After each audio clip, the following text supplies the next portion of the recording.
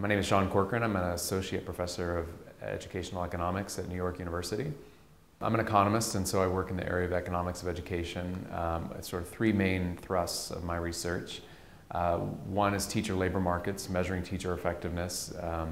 There's a big push in recent years to measure teachers based on their contribution to students' achievement. I study these value-added measures in some detail, the properties of these measures, how they can be used, how they are being used, that sort of thing. Also in the area of teachers, I've studied teacher compensation policies, long-run trends in teacher quality, and teacher sorting across schools and districts. That's the first big area of my research. And the second is in the area of school finance. I'm interested in school funding equity and policies and court rulings in the past several decades that have led to changes in the distribution of funds across schools and districts. And then the last area of my research is school choice. I'm interested in both the politics of school choice and charter schools in particular, but also interested in sort of the long-run consequences of school choice when it's brought to scale. And so one of my more recent projects looks at high school choice in New York City, which is a very large-scale open choice system. There are two. Let me mention two big ones. I have one big one on teacher effectiveness on multiple measures. As I mentioned before, the value added is a new way of looking at teacher effectiveness, and typically value added measures are based on high stakes tests. States have one test that they use for No Child Left Behind purposes, for accountability purposes, and these are the tests that are often used to discern teachers' effectiveness in math and reading.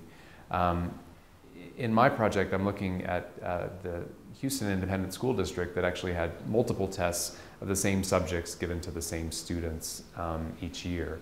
And so I calculate the value-added measures on both of these tests, so the high-stakes test, but also the low-stakes test, which is used for other purposes, just to see whether it's the case that teachers that are effective on the high-stakes tests are as effective on the low-stakes tests.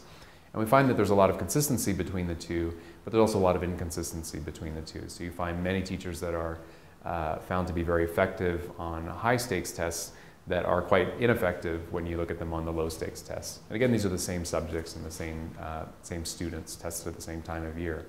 And so we're investigating that to see the extent to which the stakes are playing a role in that. So is it the case that when you place high stakes on teachers, make their jobs depend on measures tied to a particular test, that distorts the picture that one gets of their effectiveness with kids?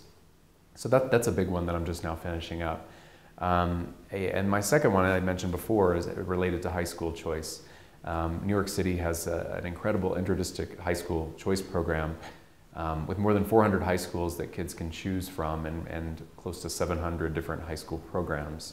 There are no more zoned high schools in New York City, and kids rank up to 12 schools that they'd like to attend, and then a centralized mechanism assigns them to a particular school. And so this is a fascinating process to watch kids try to figure out what schools match their interests, how far they're willing to travel in order to attend a high quality school, and so on. There's really nothing else like it, and so I think we're going to learn a lot from this work.